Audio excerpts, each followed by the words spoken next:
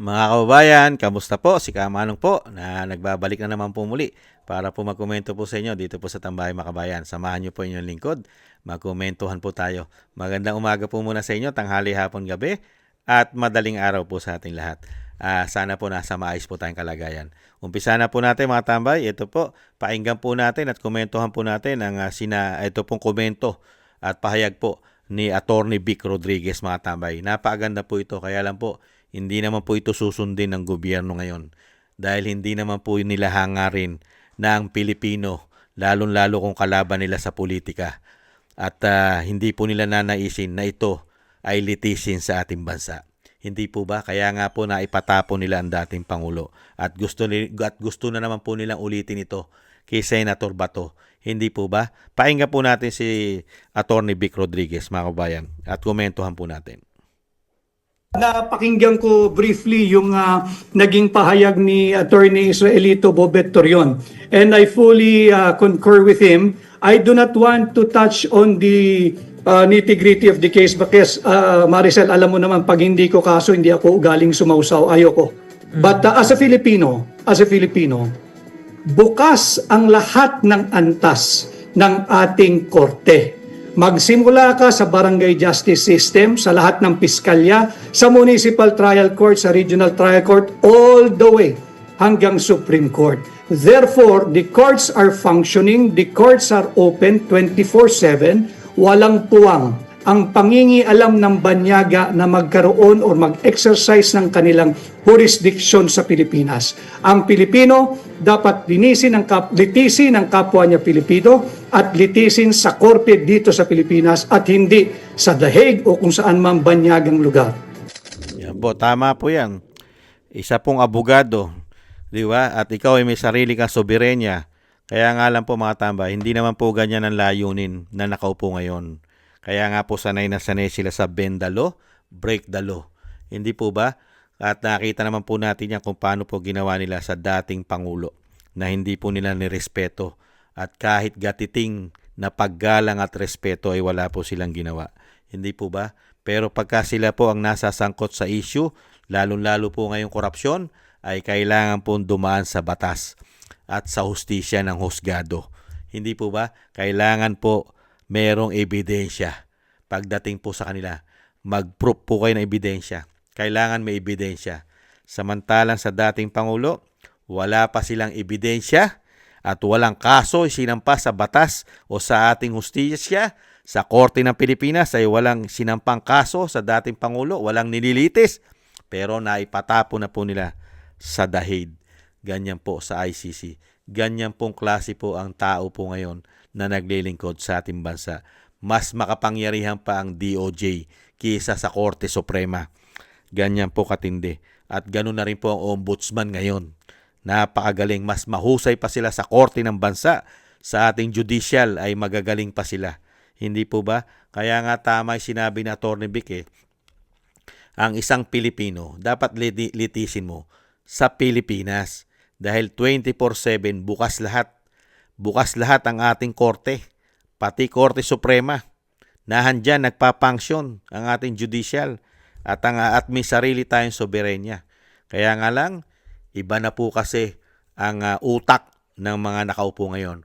Utak komunista na yata umano. Hindi po ba? Mas naglilingkod na po sila. At ang pinaiiral pong batas sa Pilipinas ay batas ng banyaga na yata. Hindi kaya? Wala na po silang pakialam. Pagka po kalaban nila umano sa politika, kailangan po batas ng banyaga ang masunod umano. Hindi po ba lalo-lalo po dito kay Bato at kay dating Pangulong Duterte na wala man lang pong sinasampang kaso sa ating bansa. Ganyan po katindi. At alam naman po natin na napakalalim pong politika dyan. At alam naman po natin, hindi naman po tayo tangat, bobo at gago. Hindi naman po lilitisin ng ICC yan. Lalong-lalo ko yung International Criminal Court na yan ay nagkaroon po ng sanction at meron din po nililitis na kaso yung kanilang prosecutor na si Karim Khan. Hindi po ba? Meron din po kaso yan. At syempre, may sanction din po ang kaperahan yan ng ICC. Kaya nga po mga kabayan, dito po, yung sinasabi po na yan po ay malayang demokrasya daw po at kailangan managot si dating Pangulong Duterte. Hindi po ba yan grabing pamumulitika? Unang-una, yung sinasabi ko hindi naman tatanggapin ng ICC yan kung walang salapi at kayamanan, pera na involved yan. At ang pangalawa, hindi naman po kinuha ng ICC yan. Pilipino ang kumuha riyan. Pilipino rin ang naghatid. At eroplano pa sa Pilipinas ang ginamit. Hindi po ba? Ganyan po katindi ang ginawa po nila. At gusto na naman po nila mapangalawahan si Senator Bato de la Rosa. Kaya po napakaganda po. Kung talagang batas at judicial ang susundin po, ay mas paniniwalaan po ni Kamanong ng 100% ang sinasabi po ni Atty. Vic Rodriguez. At siyempre po ni Atty. Torion. Kailangan ng proseso ng batas sa Pilipinas mo dapat litisin ang isang Pilipino.